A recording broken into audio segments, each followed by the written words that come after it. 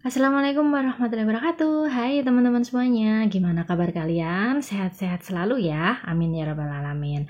Oke, kali ini aku pengen bahas untuk kompetensi teknis bagi teman-teman yang daftar di P3K atau PPPK Pustakawan, baik teman-teman yang daftar pustakawan terampil maupun pustakawan ahli. Ini sesuai kisi-kisi di tahun kemarin ya teman-teman, jadi masih sama. Untuk tahun ini belum ada kisi-kisi resmi terbaru, jadi kita belajar di pengalaman teman-teman yang tes tahun kemarin. Kali ini soal apa aja yang akan kita bahas? Yuk kita lihat bareng-bareng. Soal pertama, daftar bahan-bahan pustaka di perpustakaan yang disusun secara alfabetis menurut nama pengarang, judul buku, subjek, maupun nomor klasifikasi adalah pengertian dari titik-titik. A. Inventarisasi, B. Klasifikasi, C. Katalog, D. Katalogisasi, atau yang E. Preservasi. Oke, daftar bahan-bahan pustaka ya teman-teman yang disusun secara alfabet. Jawaban yang tepat adalah yang C. Katalog. Jadi hati-hati terjebak sama istilah-istilah ya teman-teman. Katalog dengan katalogisasi itu berbeda. Kalau katalog itu adalah daftar bahan-bahan pustaka yang disusun secara alfabetis menurut nama pengarang, judul, subjek, atau nomor klasifikasi itu disebut kartu katalog atau katalog. Kalau katalogisasi itu memiliki pengertian sendiri. Nah, akan kita bahas bareng-bareng. Untuk pengertian yang A, inventarisasi. Inventarisasi merupakan kegiatan pencatatan koleksi bahan pustaka ke dalam buku atau kartu inventaris sebagai tanda bukti perbendaharaan perpustakaan. Untuk yang opsi jawaban B tadi, klasifikasi bahan pustaka. Kegiatan ini merupakan pengelompokan koleksi bahan pustaka dengan memberikan nomor klasifikasi sesuai dengan sistem klasifikasi tertentu. D. Katalogisasi nih. Nah, katalogisasi itu adalah proses ya teman-teman. Ada kata sasinya. Berarti itu adalah proses pembuatan katalog dari suatu bahan pustaka yang merupakan kegiatan merekam data bibliografi seperti pengarang, judul, tempat terbit, penerbit, tahun terbit, dan lain-lain. E. Preservasi adalah kegiatan yang dilakukan dengan tujuan melestarikan kandungan informasi bahan perpustakaan dan bahan perpustakaan itu sendiri dari kerusakan. Jadi untuk katalog dan katalogisasi itu pengertiannya berbeda. Tolong dipahami dari sini dulu ya. Terus yang soal kedua. Berikut ini yang bukan merupakan fungsi katalog adalah titik-titik. A. Sebagai petunjuk dalam pencarian bahan pustaka. B. Sebagai alat bantu stok opnam atau pengecekan kembali koleksi. C. Mengetahui subjek yang sudah dimiliki oleh perpustakaan.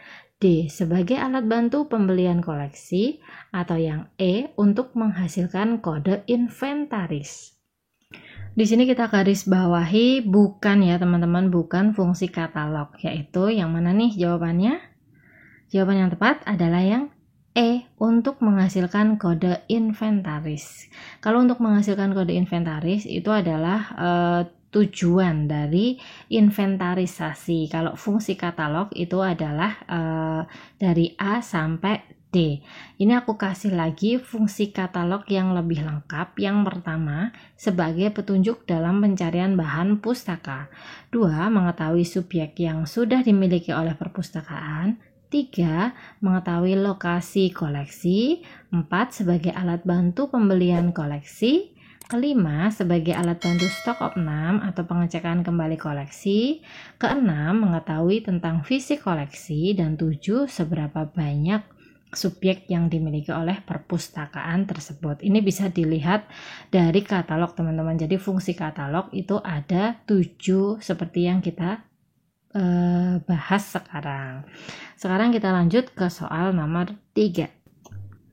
Bentuk katalog memuat informasi tentang bahan pustaka disajikan pada halaman-halaman yang ada pada sebuah buku, merupakan pengertian katalog dalam bentuk titik-titik.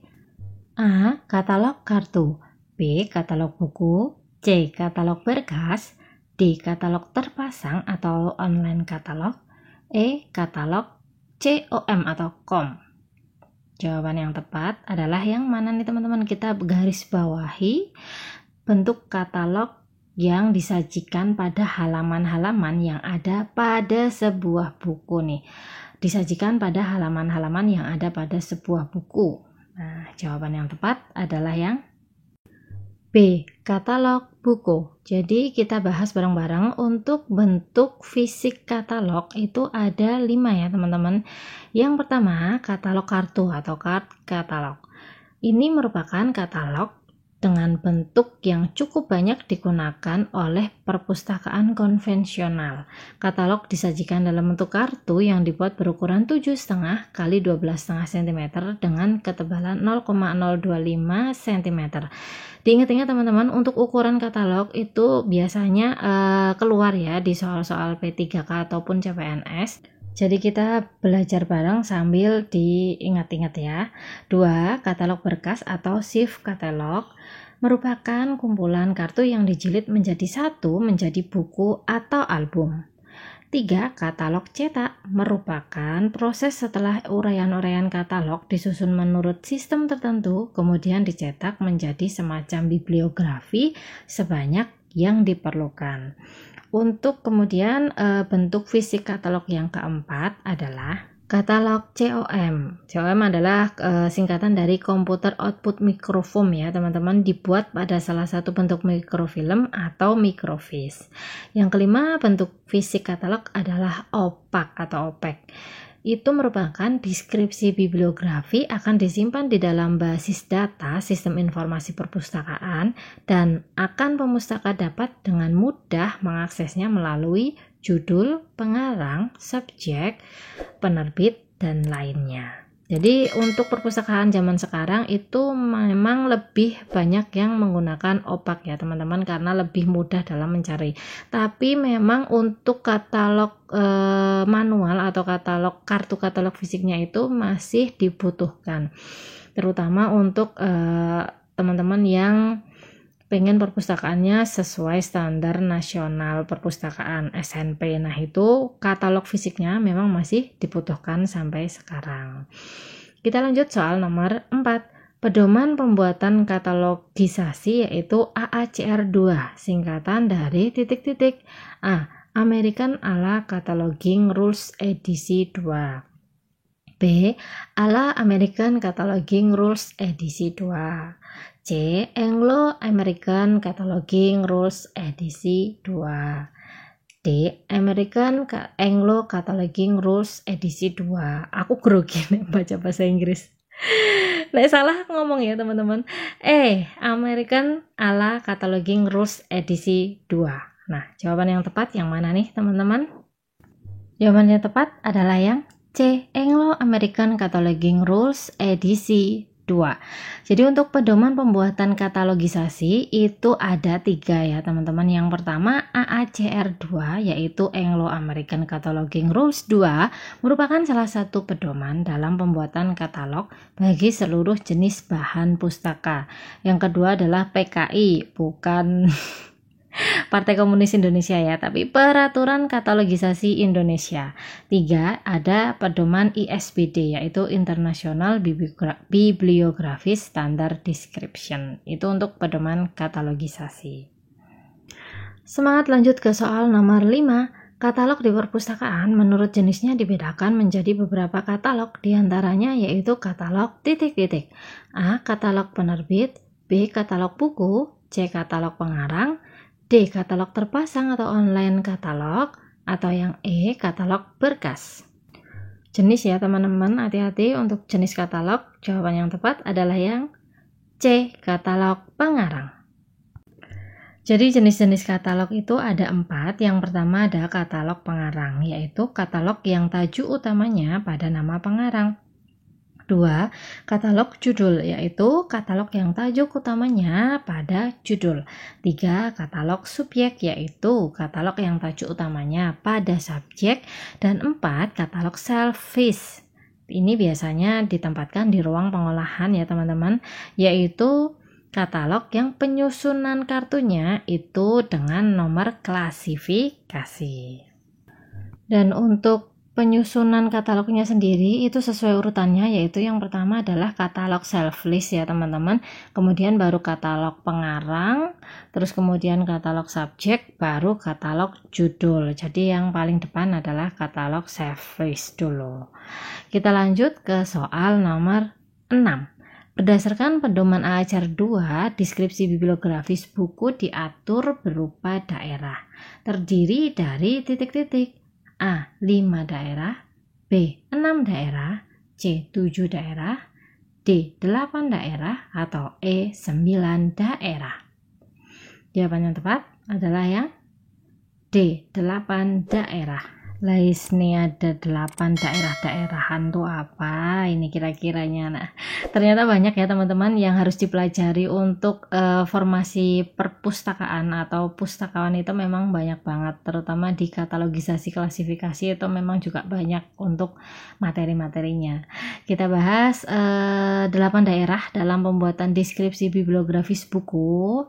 Kegiatan deskripsi bibliografis adalah nih suatu kegiatan yang mencatat data-data dari suatu bahan perpustakaan mulai dari judul, pengarang, tempat terbit, penerbit, dan deskripsi fisik dari bahan tersebut sampai ke nomor standar bahan perpustakaan.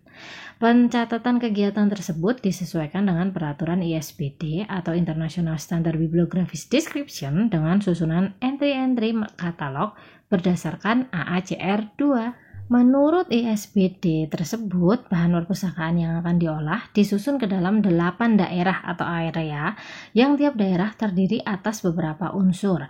Daerah-daerah dan unsur-unsur dipisahkan oleh tanda baca.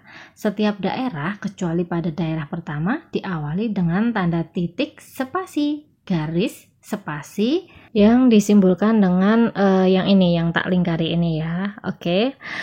Terus kemudian ke-8 daerah atau area tersebut adalah 1 daerah judul dan pernyataan tanggung jawab, 2 daerah edisi, 3 daerah data khusus, 4 daerah tempat terbit, penerbit, dan tahun terbit, 5 daerah deskripsi fisik, 6 daerah seri, 7 daerah catatan, 8 daerah ISBN. Untuk soal-soal P3K dan CPNS tahun ini memang soalnya lebih mendalam ya teman-teman, bukan hanya keluar yang soal-soal umum seperti tahun aku. Kalau pas tahun aku memang soalnya masih secara umum tentang perpustakaan, tapi yang sekarang-sekarang itu memang soalnya udah benar-benar yang detail, udah lebih dalam lagi tentang perpustakaan. Jadi teman-teman silahkan belajar lagi, boleh cari referensi dari mana saja silahkan, yang penting teman-teman latihan soal mulai dari sekarang. Kita semangat lanjut ke soal nomor 7. Pedoman pembuatan katalogisasi yaitu RDA. Nah, yang merupakan singkatan dari RDA ini teman-teman bisa download juga ya teman-teman, di JDI hanya Perpusnas juga ada, atau searching di Google juga pasti nanti ketemu. Oke, kita lanjut untuk A. Read description of access, B. Research description of access, C. Ready description and access, D. Resource description of access. Mirip-mirip ya teman-teman, hati-hati. E. Resource description and access. Nih antara D dan E hampir mirip, hati-hati teman-teman. Untuk jawaban yang tepat, yang mana nih? Yap, jawabannya adalah yang E. Resource Description and Access. Jadi RDA itu adalah suatu standar untuk deskripsi dan akses baru yang dibuat untuk menggantikan AACR pada tahun 2009. Jadi setelah AACR itu ada penggantinya namanya RDA ini teman-teman. Nah, RDA ini dikembangkan sebagai sarana pengatalogan generasi baru yang dirancang untuk dunia digital. RDA berisi instruksi untuk pendeskripsian semua jenis bahan perpustakaan termasuk versi digital dan sambung jaring atau online. Lanjut soal nomor 8. Perubahan penggunaan singkatan di pedoman AACR 2, contohnya nih S.N, sinonim. Jika di pedoman RDA menjadi titik-titik. A. Nama penerbit tidak diketahui. B. Tahun tidak teridentifikasi. C. Penerbit tidak teridentifikasi. D. Tempat publikasi tidak diketahui. atau yang E, semua nama penanggung jawab dicantumkan? Nah, ini sinonim. Jawaban yang tepat adalah yang A, nama penerbit tidak diketahui. Jadi aku kasih singkatan-singkatan dalam pembuatan katalog ya teman-teman. Untuk @al, itu @al, itu adalah artinya dan kawan-kawan ya teman-teman. S.L itu sinoloko, artinya tempat tidak diketahui. Yang ketiga adalah S.N adalah sinonim yang tadi ya, nama penerbit tidak diketahui. S.A itu anonim, tahun terbit tidak diketahui. Kemudian ada HAL atau HLM, itu adalah singkatan dari halaman. Kemudian ada ilus, singkatan dari ilustrasi, dan CM titik itu singkatan dari sentimeter. Lanjut soal nomor 9. Penulisan tajuk entry utama yang benar, nama pengarang Hotman Siregar adalah titik-titik. A. Hotman, B. Siregar Hotman, C. Siregar, D. Hotman Siregar, atau E. Hotman, Siregar. Hati-hati, ini kira-kira nama apa? Kalau misal nama marga itu harus gimana, kalau bukan nama marga itu harus gimana, itu ada ketentuannya ya teman-teman. Jadi kalau Hotman Siregar nih, berarti kan ini adalah marga ya, berarti jawaban yang tepat adalah yang B, Siregar Hotman. Jadi kalau nama marga itu untuk penulisan tajuknya dibalik, jadi Siregar, Hotman. Ini aku kasih penjelasan untuk penulisan nama pengarang. Yang pertama, penulisan nama pengarang Indonesia itu tidak dibalik ya teman-teman. Contoh Slamet Darmono, ditulisnya ya tetap di tajuk entry pengarangnya, jadi tetap nggak dibalik. Kalau untuk nama pengarang yang ada marganya itu ditulisnya dibalik. Contoh Rudi Simanjuntak, ditulisnya adalah Simanjuntak, Rudi, jadi dibalik gitu ya teman-teman. Oke, lanjut soal nomor 10. Bagian dari katalog yang berisi jumlah halaman atau jumlah jilid, keterangan ilustrasi, ukuran fisik bahan pustaka dan seri disebut A. Kolasi, B. Jejakan, C. Impresum, D. Judul, atau E. Catatan. Nah, ini pernah keluar kemarin, jadi jawaban yang tepat adalah yang A. Kolasi. Oke, kita bahas bagian-bagian dari katalog itu ada apa aja sih. Yang pertama itu ada bagian judul. Judul itu terdiri dari judul biasa, judul paralel, dan yang ketiga formasi judul lain. Yang kedua ada bagian keterangan penanggung jawab, yaitu ada pengarang, pengarang asli, penerjemah, terus ada editor, penyunting, atau pengumpul. Yang ketiga ada bidang atau cetakan, jadi cetakan keberapa buku tersebut gitu. Terus yang keempat ada bidang impresum atau imprint, itu terdiri dari tempat terbit, nama penerbit, tahun terbit, itu namanya bidang impresum. Kemudian bidang yang kelima adalah bidang kolasi nih, data fisik bahan pustaka. Nah, ini yang soal tadi, kolasi itu terdiri dari jumlah halaman atau jumlah jilidnya, kemudian keterangan ilustrasinya ada atau enggak, terus ukuran fisik bahan pustakanya itu berapa senti kali berapa senti, terus serinya keberapa. Nah, itu disebut bidang kolasi ya teman-teman. Kemudian yang keenam ada bidang catatan, jumlah jilid yang ada atau keterangan jilid itu berapa, terus judul aslinya itu ada enggak, bibliografi atau daftar pustakanya, kemudian ada indeks. Yang ketujuh adalah bidang ISBN atau kalau majalah ya berarti ISSN. Nah, ini aku kasih dulu contoh 10 soal tentang katalogisasi ya teman-teman, dan ini aku kasih contoh kartu katalog. Ini tak pilih yang katalog pengarang. Jadi ini contohnya untuk ukuran katalog udah tak kasih di situ juga. Keterangannya ini apa? Untuk 813 ini adalah nomor klasifikasi ya teman-teman. Untuk KAR itu 813, KAR S itu adalah nomor panggil. Terus kemudian KAR Demand itu tajuk entry, pengarang, terus panjang tambah panjang itu judul. Nah, ini udah ada tanda panahnya. Silahkan teman-teman pelajari. Untuk video yang part 1 ini aku memang khusus bahas tentang katalogisasi ya teman-teman. Boleh teman-teman nanti menambahkan jika ada yang ingin ditanyakan, silahkan tulis di kolom komentar ya. Dan kita latihan ya, yang udah aku jelasin dari tadi. Teman-teman silahkan jawab, ada yang pasti udah tahu sih, bukan ada lagi ya, harusnya udah pada tahu ya.